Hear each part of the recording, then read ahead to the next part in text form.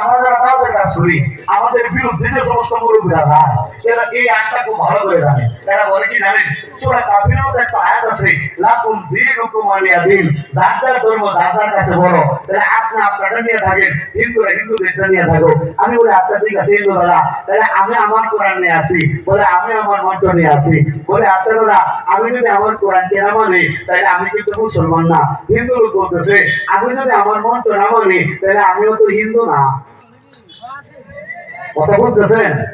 তারা মনে করছে এই কথা বইলা আমার মন্দির থেকে বিদায় করে দিব। আমি যে লোকটাকে এটা তো দাদা ভালো করেছি না।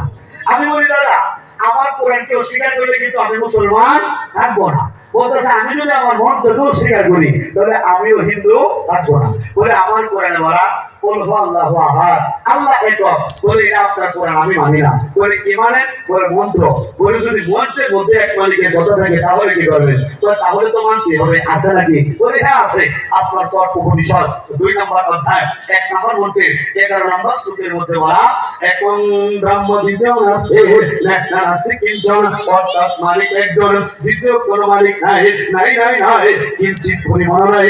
আপনার ঋগ্বেদের 6 নম্বর মন্ডলের 45 নম্বর সূত্রের 16 নম্বর মন্ত্রের মধ্যে বলা, কৃষ্ণাং বিচর্ষণে, অর্থাৎ যিনি সর্বদর্শী, যিনি বর্ষণশীল, তিনি মূলত একজন।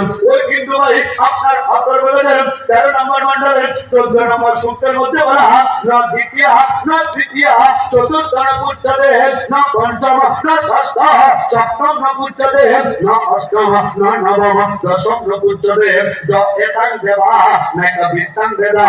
অর্থাৎ তোমাদের পরমেশ্বর ভগবান 2 জন 3 জন 4 জন 5 জন 6 জন 7 জন 8 জন 9 জন 10 জন বলে কেউ নয়, বরং সৃষ্টিকর্তা একজন। কয়জন?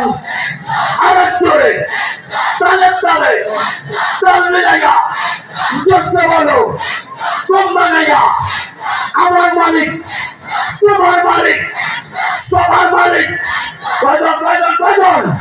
সবার মালিক। বলে তো কি কথা বলছে? তখন তো তার রাখতে হচ্ছে।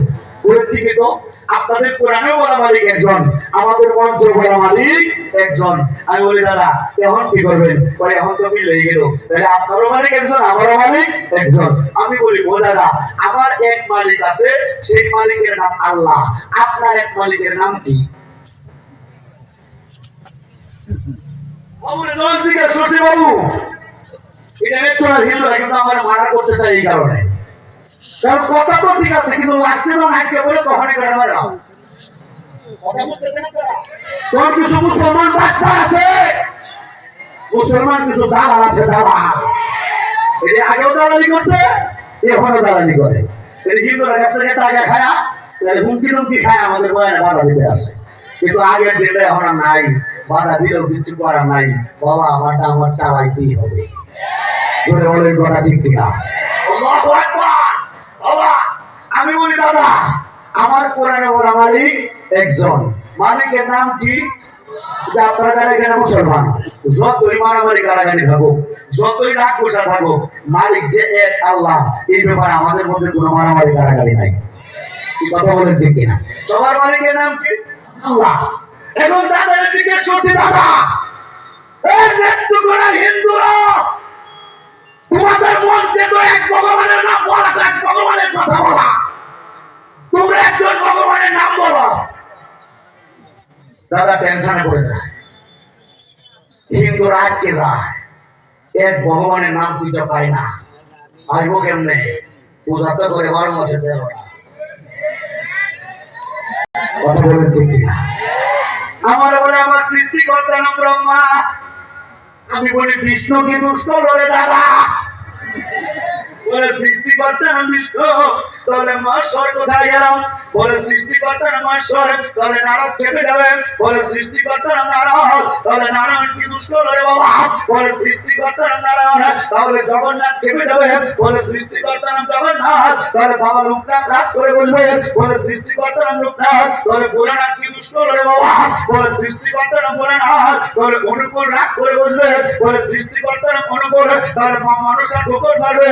বলে সৃষ্টিকর্তার নাম তাহলে দেবতাদের রাজা ইন্দ্র খেপে যাবে বলে সৃষ্টিকর্তার নাম ইন্দ্র বলে বিশ্বকর্মা কি দুষ্কর রে বাবা বলে সৃষ্টিকর্তার নাম বিশ্বকর্মা তাহলে বাসিয়াতে হিন্দুদের কৃষ্ণ ফিরে আসবে বলে সৃষ্টিকর্তার নাম কৃষ্ণ তাহলে তার পরক্রিয়া স্ত্রী তার মামা আইন ঘুষের বউ রাধা খেপে যাবে বলে সৃষ্টিকর্তার নাম রাধা তাহলে কৃষ্ণের কেউ সাথী বলরাম কি দুষ্কর রে দাদা বলে সৃষ্টিকর্তার নাম বলরাম তাহলে অযোধ্যার দশরথের বড় ছেলে রাম খেপে যাবে বলে সৃষ্টিকর্তার নাম রাম তাহলে তার বউ সীতার কি কাম বলে সৃষ্টিকর্তার নাম সীতা তাহলে তার দেব লক্ষণ যাবে কোথা বলে সৃষ্টিকর্তার নাম লক্ষণ তাহলে জিব্বার মধ্যে কামড় দিয়ে হিন্দুদের কালী দেবী তেরে আসবে বলে সৃষ্টিকর্তার নাম কালী তাহলে তার পায়ের নিচে শুয়ে থাকা ওই যে শিব বাবাজি উনি কি দুষ্কর রে খালি খালি বলে সৃষ্টিকর্তার নাম শিব তাহলে তার আরেক বউ দশ হাত দিয়ে দুর্গা তেরে আসবে বলে সৃষ্টিকর্তার নাম দুর্গা তাহলে ধর্মে লক্ষ্মী কি দুষ্কর রে বাবা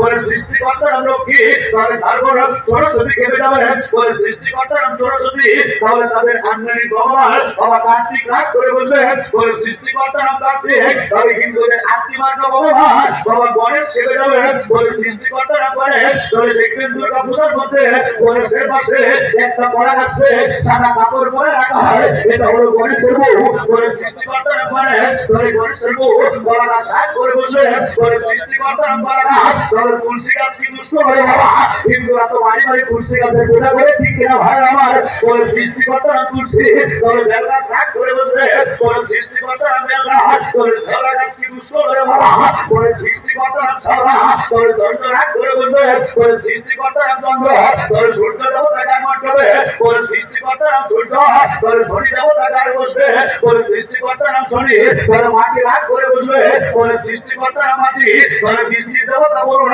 ওনার অবস্থা হয়ে যাবে করুন বলে সৃষ্টিকর্তার নাম বলুন তাহলে বাতাসের ভগবান পবন রাত করে বসবে বলে সৃষ্টিকর্তার নাম পবন তাহলে অগ্নি দেবতা গরিবের আরামিনের মতো পড়ায় ছাই করে দেবে বলে সৃষ্টিকর্তার নাম অগ্নি তাহলে মাটি কি দুষ্ট করে বাবা বলে সৃষ্টিকর্তার নাম মাটি তাহলে নাদার এই বকরা নদীর মা গঙ্গা এতে রাত করে বসবে এরকম করে কোন হিন্দু ভাই যদি এখন ব্রহ্মা বিক্রম নাস্তি একটা নাস্তি কিন্তু এই ভল্টের সাথে তার মিলায়া একদম দেবতার নাম বলতে চায় কিন্তু তারা ৩৩ কোটি দেবতা পূজা করে একজনের নাম বলে বাকিরা রাগ করে বাকিরা রাগ করে বাকিরা রাগ করে চিন্তা করে বলেন কথা ঠিক কিনা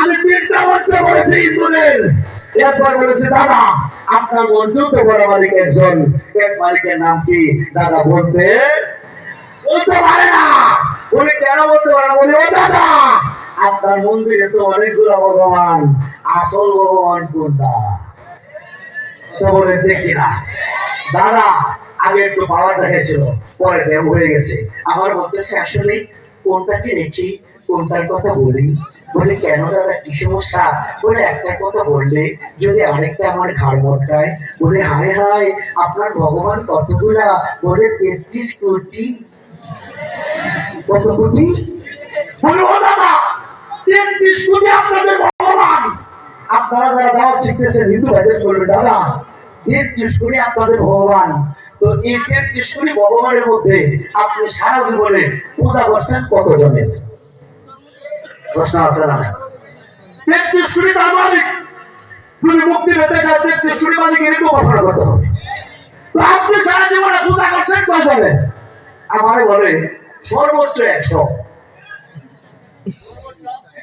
সর্বোচ্চ আমি বললাম দাদা ধরলাম ১০০ দেবতার পূজা আপনি করছেন আপনি ধরলাম ১০০ দেবতার পূজা কোন উদ্দেশ্যে করছেন কিসের জন্য করছেন বলে হায় না স্বর্গে যাওয়ার জন্য কোথায় যাবে স্বর্গে আমি বললাম দিলাম দিলাম দিল স্বর্গে ১০০ দেবতা আপনার স্বর্গে দিল আমি বললাম বাবাদের যারা শিক্ষিত একটু অঙ্ক করতে হবে আমার সাথে এর দেবতা আছে ৩৩ কোটি কত কোটি ৩৩ কোটি এর মধ্যে জিতেন্দ্র বাবু পূজা করছে কয়জনের ১০০ ১০০ তারে স্বর্গে দিয়েছে বাকি রয়েছে কত ঠিক আছে আল্লাহু আকবার লোক তো ভালো মানুষ হ্যাঁ কি সুন্দর অঙ্ক করছে 32,99,99,900 আমরা হালকা পড়াশোনা করছি আনন্দবন থেকে মাস্টার্স করেছি প্রাণী বিজ্ঞান তো আমরা এগুলো নিয়ে গবেষণা করেছি বাবা তো বাবাজিরা যদি 32 কোটি থেকে 33 কোটি থেকে 100 দেবতা চলে যায় বাকি থাকে 32 কোটি প্লাস আপনি বলি এই জিতেন্দ্র বাবু যদি 100 দেবতার পূজা করার পরে 100 দেবতা আপনাদের স্বর্গে দেয়